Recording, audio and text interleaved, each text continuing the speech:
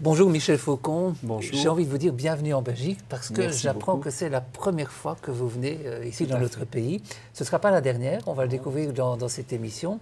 Et d'ailleurs, dans quelques jours, vous serez de passage à Verviers. Et ce sera le 25 janvier de 16 à 18 h à la librairie des Augustins où vous pourrez rencontrer vos lecteurs puisque vous avez écrit un certain nombre de livres sur ce dont on va parler dans cette émission, l'aromathérapie. Je vais dire l'aromathérapie scientifique. Tout On à va fait. ajouter cet adjectif, c'est important et vous nous J'y vous tiens expliquer beaucoup, oui. pourquoi tout à l'heure. Alors, vous connaissez le principe de cette émission.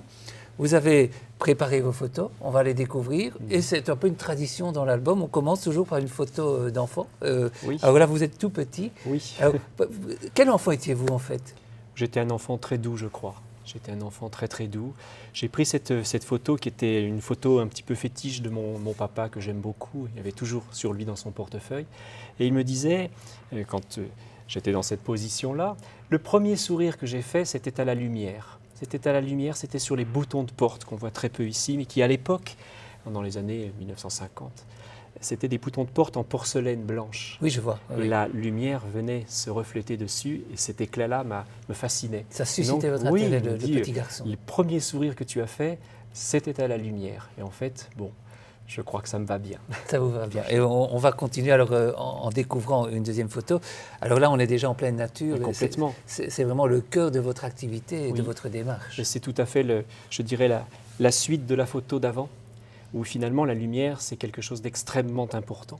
Puisqu'on va parler de plantes aromatiques, toutes les plantes ne sont pas aromatiques, toutes les plantes ne sont pas capables de fabriquer des essences, des huiles essentielles.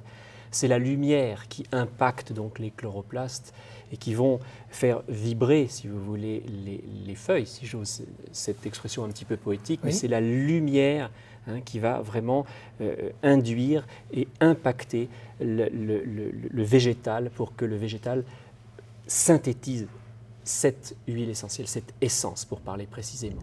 On dira que l'essence, finalement, c'est un concentré de lumière. Et D'accord. donc on voit bien sur cette image que j'aime bien, ces bras tendus en fait vers la lumière. C'est comme une nourriture un petit peu céleste. Les anciens parlaient de la pétrification du supérieur. Alors de quand date l'aromathérapie? Est-ce qu'on sait dire quand elle remonte à la nuit des temps? Ça ou remonte à la ce nuit sont des temps. Oui. Depuis l'origine de l'homme, à travers tous les continents, toute l'histoire humaine, on retrouve des alambics chez les Phéniciens, 6000 ans avant Jésus-Christ, des petits alambics en terre cuite si vous voulez, mais on sait déjà qu'ils utilisaient les huiles essentielles. D'accord. Donc ça remonte vraiment à la nuit des temps. Bien sûr, l'aromathérapie scientifique, beaucoup plus calibrée, rigoureuse et même sécuritaire, n'est pas si vieille que ça, dans les années, je dirais, 1970. Il y a des lieux en Europe où l'aromathérapie s'est plus développée Tout que, à fait. que d'autres lieux? Les bassins de l'aromathérapie, c'est l'Inde, c'est la Chine, c'est-à-dire partout où il y a de la lumière. On revient toujours à cette image. C'est là les premiers berceaux, c'est l'Inde, évidemment, avec une insolation merveilleuse, les pays tropicaux, et puis la Chine également.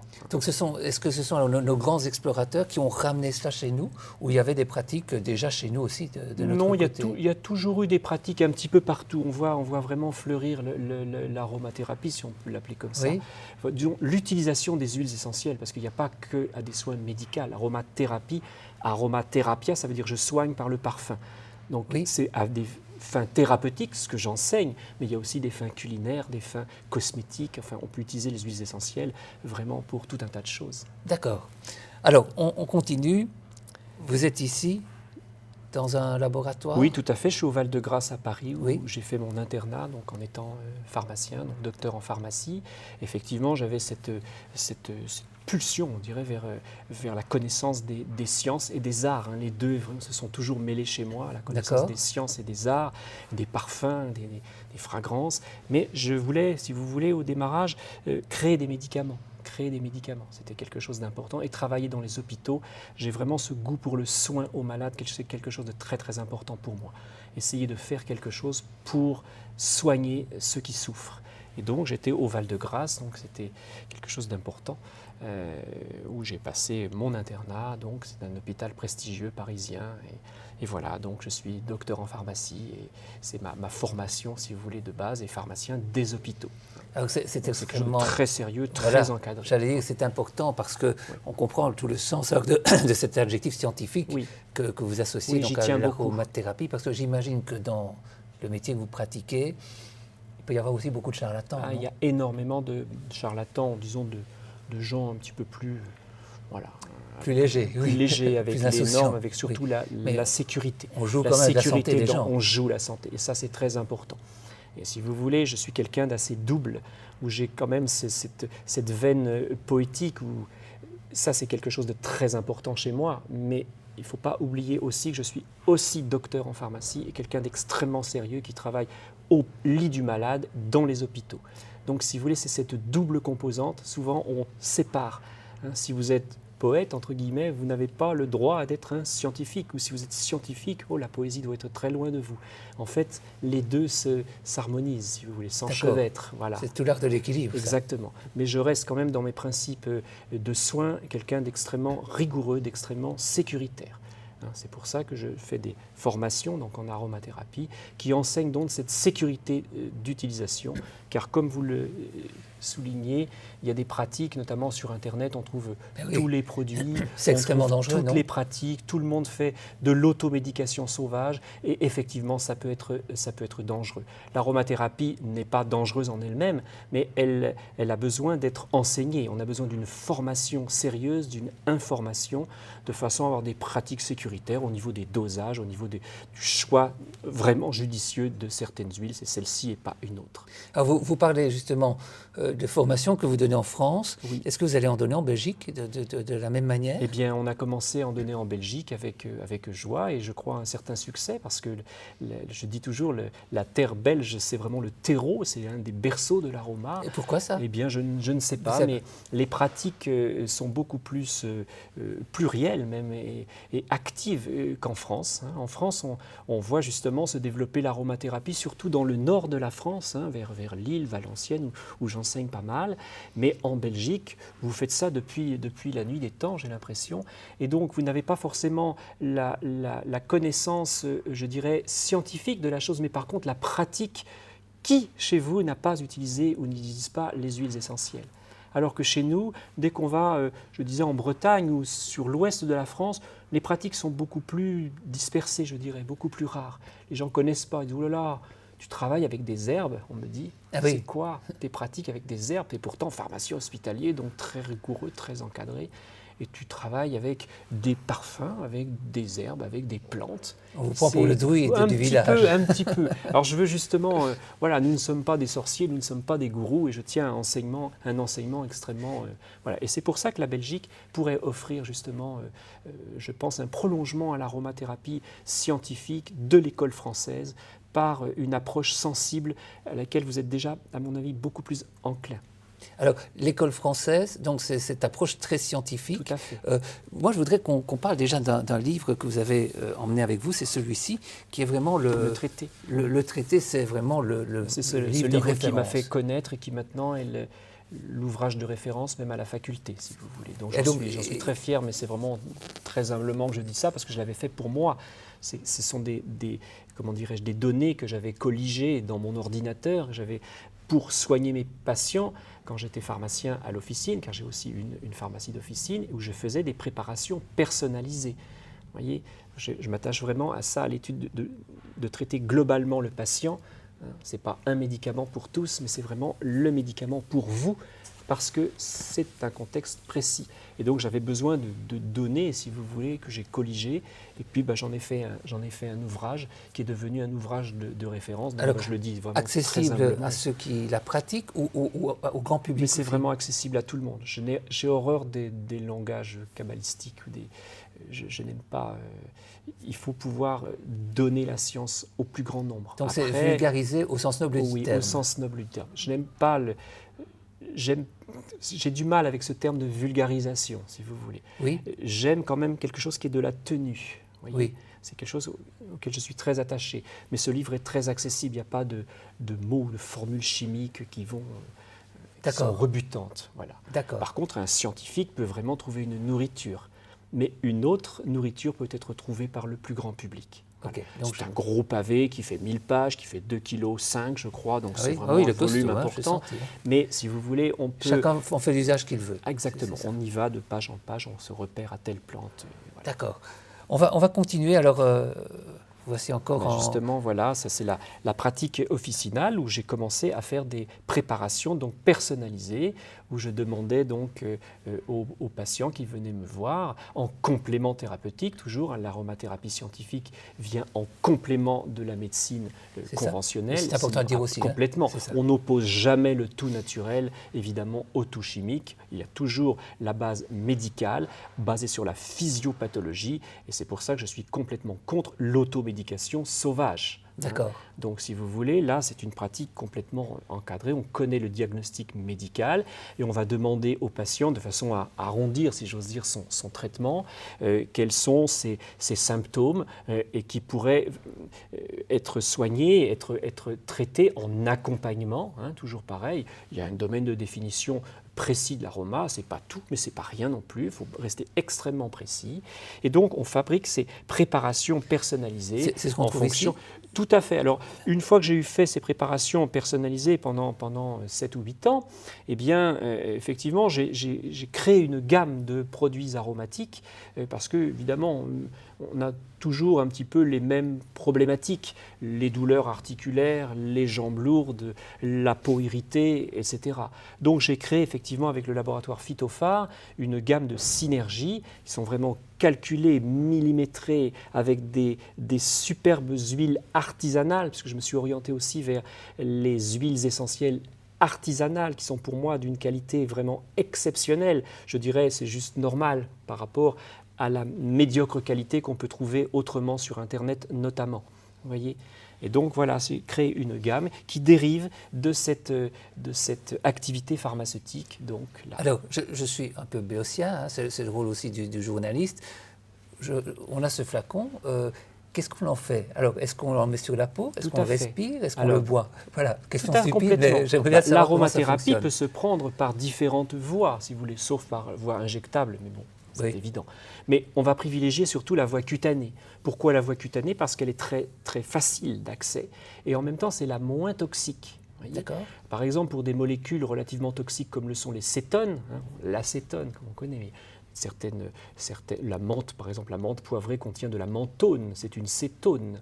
Eh bien, c'est 11 fois plus toxique, 11 fois plus dangereux par la voie orale que par la voie locale. Ça a été vraiment démontré scientifiquement. Donc c'est pour ça que moi je privilégie toujours la voie locale pour cette raison sécuritaire et puis aussi le toucher massage est quelque chose de très important au niveau humain. On peut faire passer aussi des choses qui sont intéressantes. Donc ces synergies-là sont destinées à la voie locale, c'est-à-dire pour les applications, les onctions, les massages.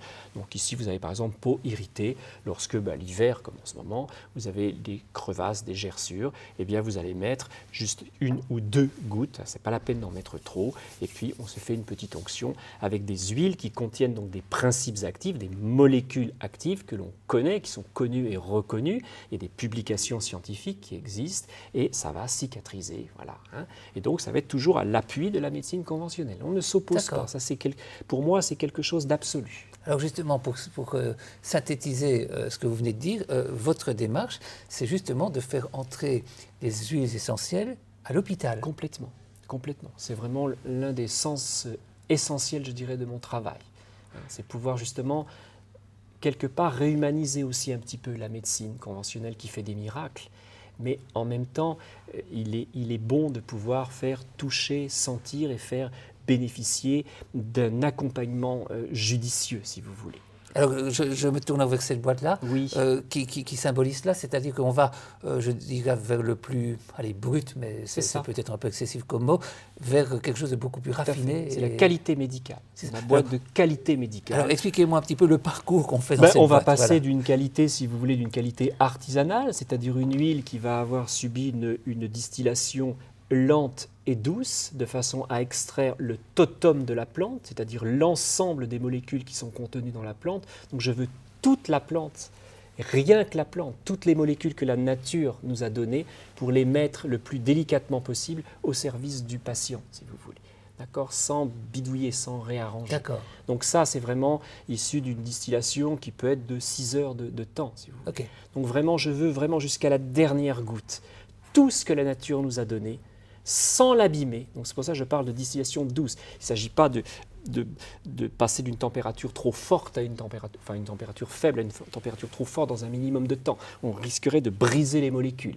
Et je veux vraiment amener tout ce que la nature a donné au patient. Voilà. D'accord. Ça, c'est vraiment la qualité que j'appelle premium. Oui. D'ailleurs, les parfumeurs, parce que j'enseigne également à l'Institut du parfum à Paris, je veux dire, ne s'y trompent pas.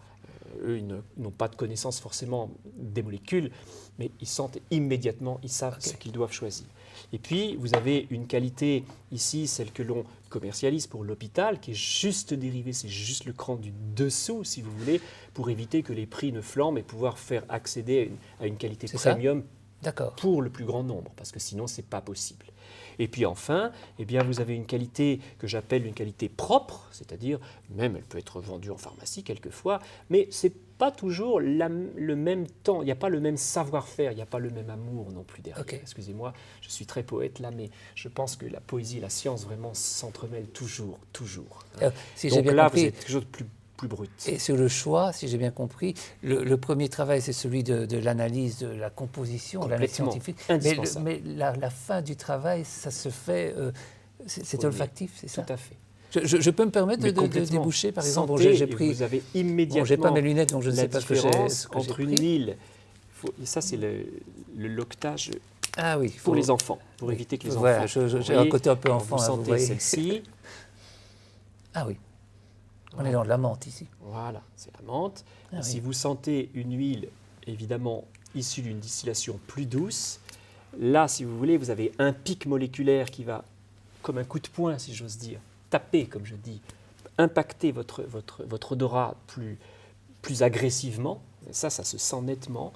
Alors que si vous prenez la même chose en artisanal, eh bien, vous allez avoir un cortège moléculaire beaucoup plus étendu, vous allez avoir plus de 800 molécules. C'est comme une sauce de cuisine, si vous voulez. Ah oui. Vous comprenez? C'est comme une sauce de cuisine qui aurait été faite avec 1000 ingrédients et qui ne sentirait pas uniquement que le poivre ou le sel, simplement. Voyez, c'est quelque chose de travaillé. Voilà. Et ça, c'est le cocktail moléculaire, c'est le totem de la plante. Donc ça, c'est très, très, très important. Donc une fois qu'on a ça, bien évidemment, il convient de faire une analyse scientifique rigoureuse, de faire une chromatographie en phase gazeuse, suivie, couplée par une spectrométrie de masse. Voilà, ce sont des méthodes analytiques très, très, très pointues, très précises, pour savoir qualitativement et quantitativement ce que l'huile contient.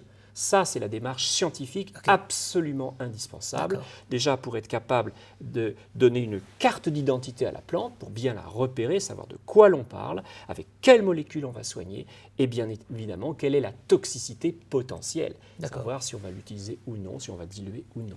D'accord. On va poursuivre alors en découvrant cette toute voilà justement un alambic, qui est l'alambic d'ailleurs de laboratoire Essentia-Gua en France. C'est un ami, c'est Laurent Gottin, d'ailleurs qui fait un travail absolument exceptionnel. Il y en a d'autres, mais c'est un excellent exemple de ce savoir-faire, si vous voulez, où il met une température très douce, une pression très douce et surtout le temps, de façon à ce que avoir jusqu'à la dernière goutte. Voilà. Sinon, si on se passe des notes de queue, eh bien, on ne peut pas soigner de la même façon. Si on ne soignera pas de la même façon avec ceci qu'avec ceci. Voilà. Donc voilà tout le processus, vous voyez, fait artisanalement, c'est-à-dire qu'on va remplir la cuve, on va la fouler au pied de façon à ce qu'il n'y ait pas des cheminées comme on fait en industrie, dans les grosses industries, quand il y a des cuves de 20 000, 30 000 litres, si vous voulez. Vous pouvez laisser des trous, la vapeur va passer directement, elle n'ira pas lécher toutes les parties odoriférantes de la plante et donc la qualité de l'huile essentielle forcément va s'en ressentir. D'accord. Voilà. D'accord. Et ça fait penser vraiment aussi au monde du parfum. Ah mais complètement. D'ailleurs je travaille aussi pour L'Oréal et pour De Cléor, hein, où je fais des parfums avec Paty Canac d'ailleurs, qui est aussi un grand parfumeur. Et donc je prends aussi beaucoup de plaisir. Alors voyez ce que je vous disais ici, là c'est la chromatographie. Donc effectivement, à la pharmacie ou à l'hôpital, on se doit de se repérer aux chromatos, c'est-à-dire aux bulletins d'analyse qui sont indispensables. Quelqu'un qui vous dit « achetez-moi ma lavande, elle est bonne pour les rhumatismes », entre guillemets, c'est nul et non avenu. Okay. De quelle lavande s'agit-il? Ah oui, qu'est-ce qu'elle doit contenir? Est-ce que l'on peut soigner? Et puis elle est bonne, entre guillemets, pour les rhumatismes. Si c'est de la lavande vraie, ça ne sera pas tout à fait le cas, ou si c'est la lavande stockade ou le lavandin abrial. Donc c'est vraiment, on est vraiment dans quelque chose d'extrêmement précis. Il faut être extrêmement rigoureux. Donc là, c'est le scientifique qui parle. On ne joue pas avec ça. Il y a la santé de la personne qui va utiliser en automédication, voire à l'hôpital, c'est peut être beaucoup plus dangereux. Alors, quelques photos de ça, fleurs c'est du ici. millepertuis, hein, vous avez du genévrier, vous voyez. Donc, c'est pour illustrer qu'il y a différentes parties de la plante qui peuvent être distillées. Il n'y a pas uniquement que les fleurs, ça c'est de la sauge, les fruits peuvent l'être aussi. Bien sûr, tout peut être distillé, les racines, l'écorce, les feuilles, voilà. Et donc, en fonction de la partie de la plante qui va être distillée, en fonction de l'organe producteur, vous aurez une huile essentielle qui a une spécificité biochimique qui va être différente, forcément. Nous n'aurons pas les mêmes molécules dans une huile de cannelle, par exemple, écorce, qu'une huile de cannelle feuille. Dans un cas, on aura de la cinnamaldéhyde, dans l'autre cas, on aura de l'eugénol. Et donc, évidemment, on ne va pas soigner la même chose, et bien sûr, la toxicité ne sera pas la même non plus. D'accord. Voilà. Donc c'est pour ça qu'il faut vraiment être... c'est pas une science très, très compliquée ni très dangereuse. Il faut dédramatiser aussi l'utilisation des huiles essentielles. Néanmoins, ça demande vraiment une formation sérieuse. Voilà. Oui. Sérieuse. Et un usage de la part du patient aussi sérieux. Tout à fait. C'est-à-dire que le patient, faut se faire accompagner. La personne, le grand public qui ne sait pas, qui veut faire un peu d'automédication, dès qu'il ne sait pas, doit se rendre chez son professionnel de santé, qu'il soit médecin ou pharmacien. S'il est aromathérapeute, c'est encore mieux. Ici, alors, que nous avons ici ça, j'étais effectivement dans les grands salons. Vous voyez, je parlais de Laurent Gautin, avec qui je travaille un petit peu. Je vais un petit peu l'aider sur les salons. Vous voyez, on fait ce qu'on appelle les grands crus. Donc, ça se rapproche. C'est pour ça que j'ai pris l'image. Parce que j'ai appelé d'ailleurs cette boîte « Mes grands crus d'huile essentielle ». C'est-à-dire que tous les ans, dans mon laboratoire, je vais faire un petit peu comme le Goemio en France, qui va faire du picking pour aller sélectionner rigoureusement les producteurs qu'il va ensuite... Vous donnez des étoiles en fait. Complètement, c'est exactement ça. D'ailleurs, je suis en train de monter une petite société avec Paty Canac pour aider justement les décideurs en santé, hein, parce qu'il faut aider aussi les pharmaciens qui vont, acheter les huiles pour les utiliser, parce que le nez, ils ne connaissent pas toujours. Donc, il faut ce mélange à la fois très scientifique avec la chromatographie et en même temps, olfactivement, voir quelle est l'huile la plus douce. C'est ça. Vous voulez. Donc, c'est pour ça que le mot de grand cru est tout à fait intéressant. Hein. D'accord. On n'achètera pas forcément, ça ne sera pas toujours forcément une huile essentielle, par exemple d'hélicris corse, bien sûr, c'est souvent la meilleure. Mais lorsqu'il n'y a pas assez de soleil en Corse, eh bien on peut aller chercher la même hélicris dans le Tarn-et-Garonne, voire dans les Balkans d'ailleurs. Ok. Voyez. D'accord. Donc chaque année, il faut remettre en question. Hein, bon, c'est un travail d'art aussi. Et ici, alors ça, c'est le travail, c'est l'illustration. Ça, c'est quand on est en train de créer des parfums dans le laboratoire L'Oréal. Là, c'est chez De Cléor avec Paty Canac, qui est vraiment une grande amie, et avec qui justement on va développer les formations en Belgique justement et à Bruxelles. D'accord. Donc elle fera toute sa partie d'olfacto en psycho-émotionnel, et moi je ferai toute la partie, je dirais davantage analytique et voilà. Mais je veux développer aussi l'olfaction. Ça fait partie de l'analytique pour moi. Ça démarre quand ces formations? Ça démarre là, ça va démarrer en février. Si nos téléspectateurs sont intéressés, il y a peut-être un site internet que vous voudriez... à ce moment-là, il faut aller sur le site École Aromasciences, École Aromasciences, et il y a une page sur le site qui est l'école à Bruxelles. OK. Voilà, tout simplement. Et là, on a toutes C'est les très informations simple pratiques. et les cours ont lieu sur Bruxelles. Donc, D'accord. très simplement, et tout le monde y est invité. Il y aura bien sûr pas mal de professionnels de santé, mais il y aura aussi le grand public, je dirais, des C'est gens accessible. avertis qui veulent simplement savoir comment on travaille. Après, ils iront plus ou moins loin, parce que les cours, évidemment, vont continuer par cycle, si vous voulez, mais par École Aromasciences, ils auront effectivement tous les renseignements nécessaires. Il y a d'autres livres que je voudrais présenter, hein. Donc, vous avez aussi écrit des livres en fonction de thèmes plus précis. Hein. Oui, pour des besoins. Là, c'est les maisons de retraite qui m'ont demandé, les EHPAD, hein, les maisons de retraite, les établissements médico-sociaux, pour avoir, si vous voulez, par thème des formules, une formulation plus précise, plus pointue. Alors, je donne toujours des exemples, si vous voulez, de préparation, mais en amont, j'indique qu'on pourrait aussi, en fonction de telle ou telle pathologie, en fonction du cas clinique, utiliser telle huile ou telle autre. Et donc, ces formulations que je propose ne sont que des guides pour le formulateur, qu'il soit médecin ou d'ailleurs que ce soit le grand public. C'est exactement pareil pour moi. Ici, la pneumologie. Alors pareil, hein, la pneumologie et l'ORL, où là, franchement, c'est vraiment... J'ai mis 3 ans pour faire ce livre. J'ai vraiment beaucoup d'applications. Vraiment, il y a à peu près tout ce que vous voulez savoir sur la pneumologie, l'ORL pour vous soigner, que vous soyez professionnel de santé ou monsieur tout le monde, si vous voulez. Et j'ai même couplé ça avec une connaissance de l'homéopathie. Okay. L'homéopathie, il y a aussi les traitements homéo, un petit peu aussi de phytothérapie. Bon, il y a pas mal de médecines complémentaires, donc c'est un petit peu global.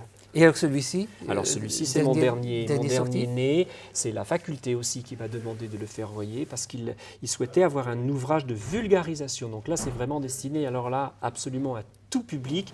D'ailleurs, je l'ai appelé Initiation à l'aromathérapie. Oui. Hein, et vous avez décliné par pathologie, donc je décris vraiment précisément la physiopathologie, mais en termes simples, mais avec mon expérience de docteur en pharmacie. C'est-à-dire, je n'ai pas des propos lénifiants, enfin, j'aime être précis, j'aime être rigoureux. Hein, donc là, on a quand même une bonne connaissance à la portée de tous. Et puis le traitement, avec quelques gouttes, on peut faire des choses vraiment déjà très intéressantes, sans avoir de connaissances particulières. Alors, on va poursuivre avec cette autre photo.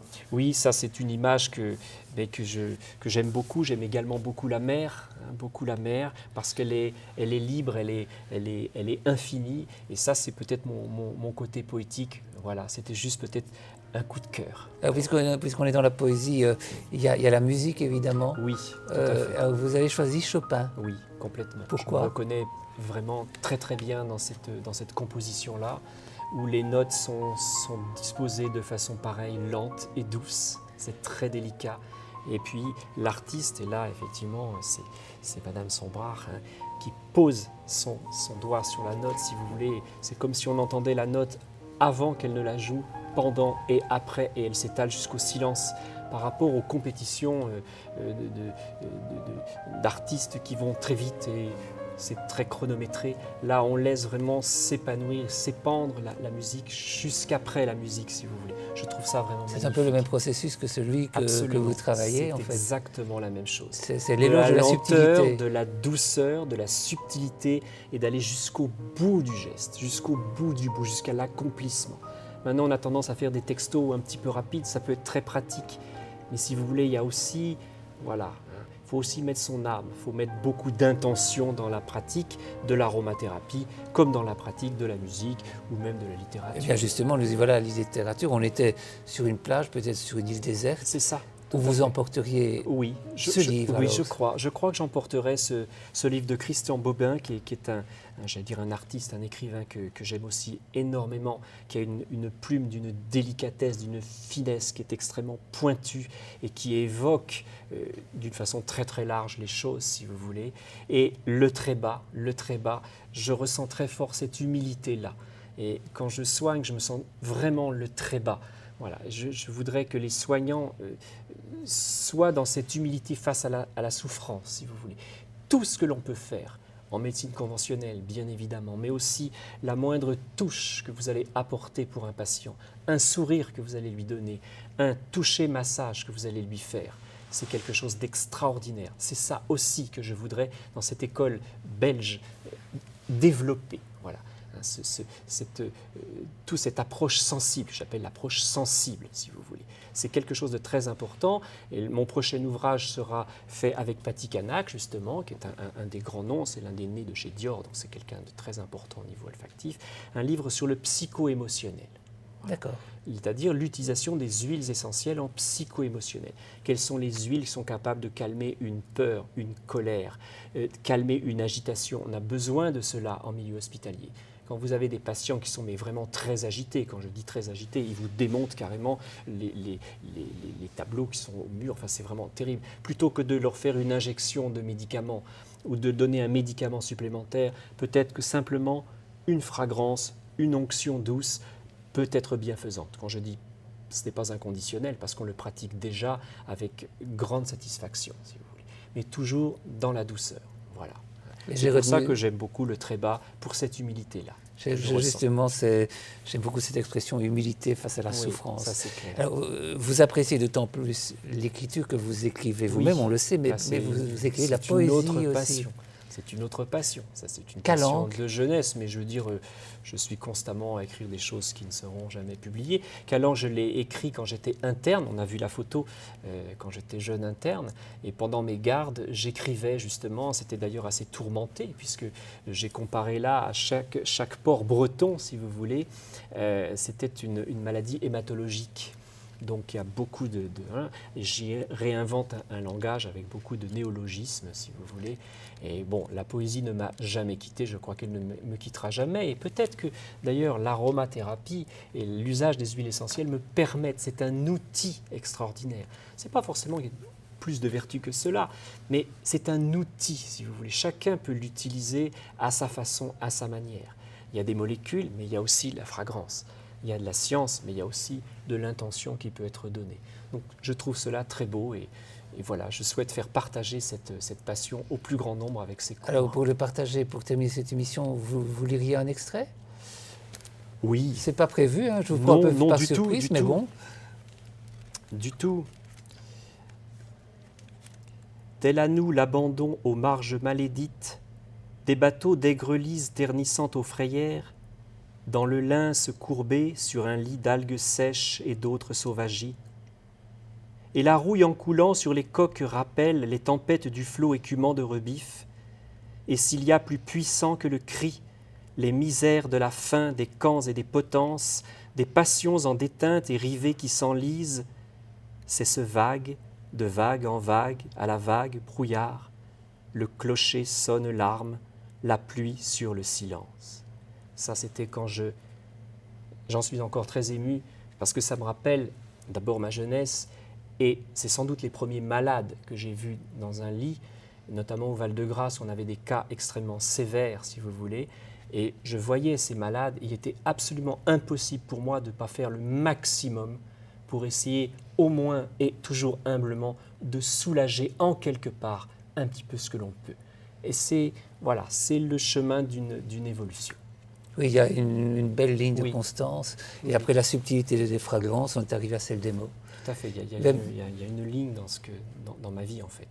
Merci d'avoir partagé ça avec nous. C'est moi qui vous remercie. J'étais ravi de vous rencontrer. Je pense que vous allez prendre vos habitudes en Belgique maintenant. Je crois aussi. Vous viendrez souvent. En tout cas, c'était bien qu'on l'enregistre, cette émission, dans une librairie tout de même. Oui, c'est magnifique. Vous avez un endroit magnifique. C'est ici à Cook & Book à Woluwe. Mais nous serons dans une autre librairie à Verviers, très belle aussi, les Augustins, où vous dédicacerez, où vous présenterez vos livres. Avec un grand plaisir. Ce sera le 25 janvier, donc je le rappelle. Et je vous remercie pour cet accueil très chaleureux de la Belgique en votre nom. Avec plaisir, avec plaisir. 25 janvier, entre 16 et 18 h aux Augustins à Verviers. Merci à vous. Et nous, on close cette émission. On se retrouve bien sûr la semaine prochaine. À très bientôt.